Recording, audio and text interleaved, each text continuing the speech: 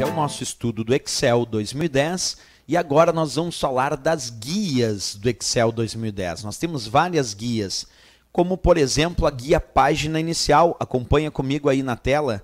Essa guia página inicial do Excel 2010 ela é muito importante porque além de ter comandos tradicionais como área de transferência, que tem o recurso recortar, copiar, colar e o pincel que copia a formatação, tem também o grupo fonte, que muda as formatações de fonte, assim como acontece também no Word.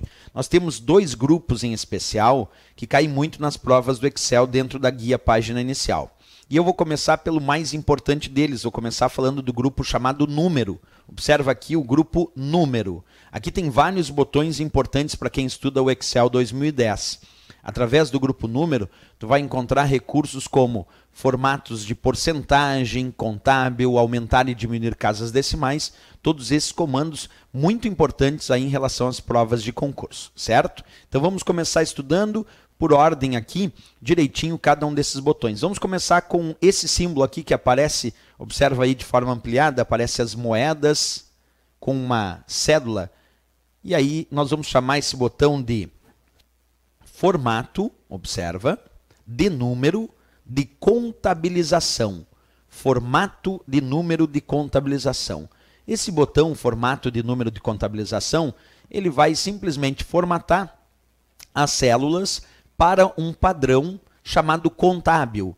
E como funciona esse padrão chamado contábil, que observa aí pelo botão formato de número de contabilização?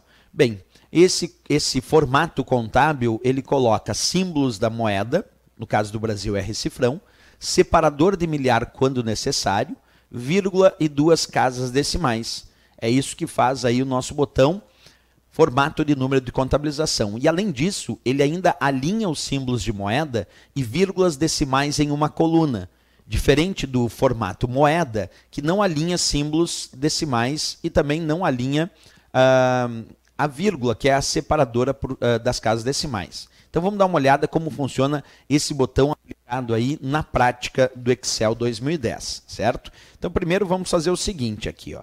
Vamos digitar dois valores. Vamos colocar aqui 23 como modelo e 2.456. Tem dois valores aqui sendo apresentados nessas células. Eu vou selecionar estas duas células e vou clicar agora no botão, observa lá, formato de número de contabilização. Cliquei. Olha o que aconteceu. Ele colocou símbolo da moeda, colocou separador de milhar quando necessário, aqui no caso de 2.456, colocou vírgula e 2 casas decimais.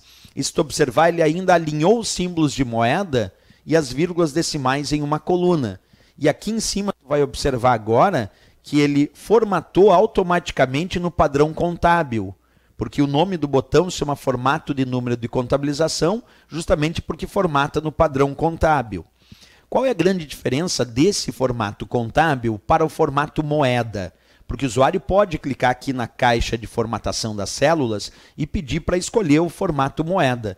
A diferença é que o formato moeda não vai alinhar os símbolos da moeda e nem as vírgulas decimais em uma coluna. Vamos testar então a mudança aqui do padrão contábil para o padrão moeda. Acompanha aí na prática comigo então. Selecionei aqui essas duas células novamente. Vou clicar ali onde está indicando o formato contábil e vou escolher o formato moeda em vez do formato contábil. Cliquei. Percebe que no formato moeda ele não alinhou os símbolos da moeda, não alinhou aqui o R-cifrão. Essa é a grande diferença. E lá em cima já observamos que aparece o formato moeda.